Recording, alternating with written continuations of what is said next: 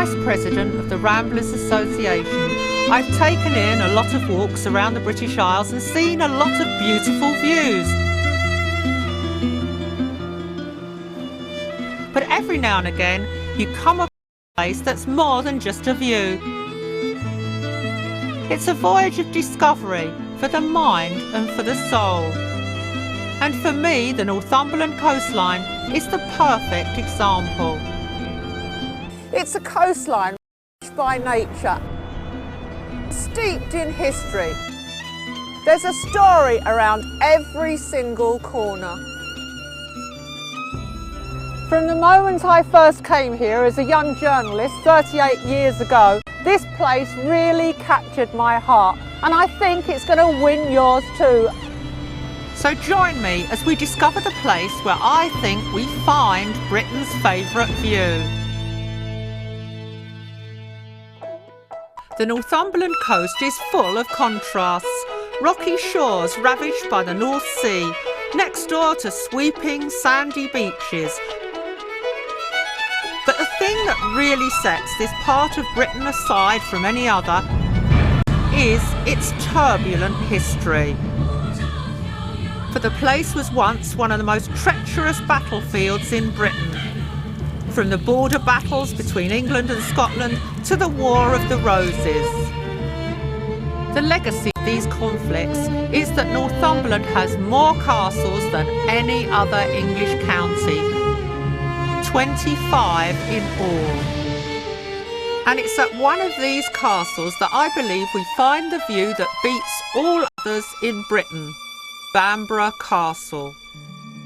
The enormous medieval fortress is built on a huge outcrop of volcanic rock, towering above the tiny village of Bamburgh below. Living in London, it seems incredible to believe that this place was once considered the capital of England. But over 1400 years ago, that's effectively what it was. For periods in the 7th century, the kings of Northumbria were the preeminent overlords of Britain, so everyone would have known where Bamburgh is. And archaeological digs on the site prove that the castle was a seat of real power.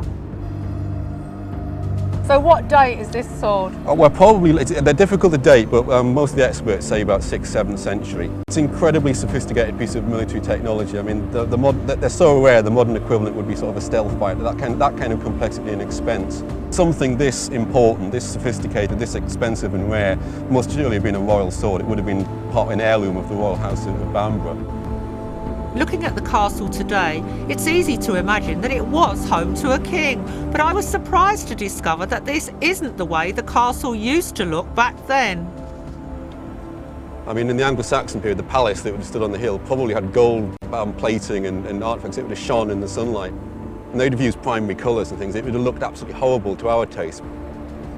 The beautiful castle we see today is in fact the work of Lord Armstrong, who made his fortunes engineering bridges such as London's Tower Bridge.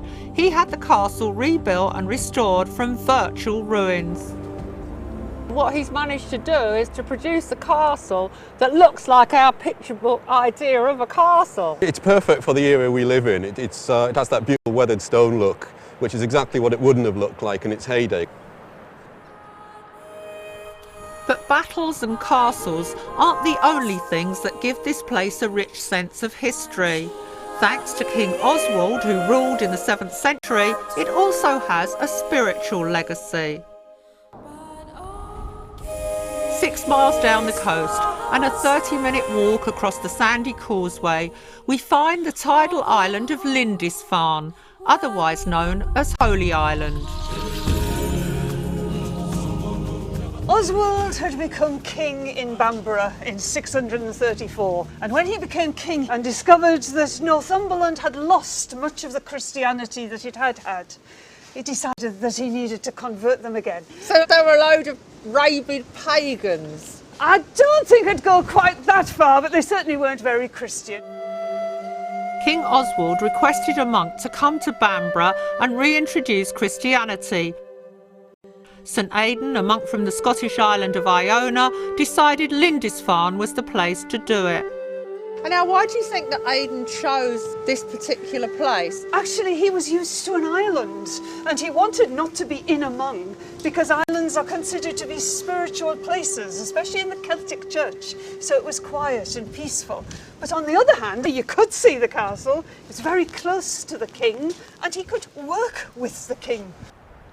From here, Christianity spread across the land, and 1400 years later the legacy lives on, as every year on Good Friday up to 100 pilgrims make the 2-mile walk across the causeway to pray at the place that has become known as England's cradle of Christianity. But whilst Holy Island is both spiritual and beautiful, it's the castle that holds court on the landscape.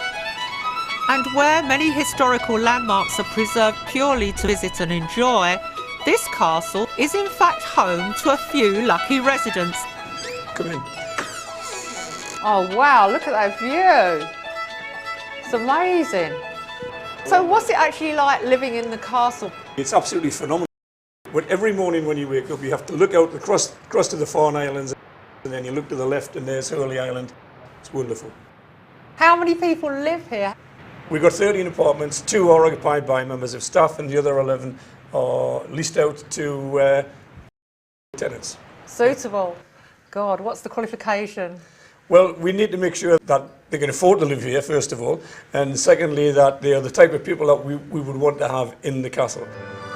It's an amazing place to live, but it's also an amazing to visit. Because as you stand and stare, you're not just looking at a view, you're standing in the footsteps of kings, on the ground where battles were won and lost, and where Christianity in Northumberland was born, and all on one of the most dramatic coastlines nature has to offer. Is there any other place which so powerfully reflects the pride and passion of Britain through the ages? It's definitely my view, so vote for it and make it Britain's favourite view.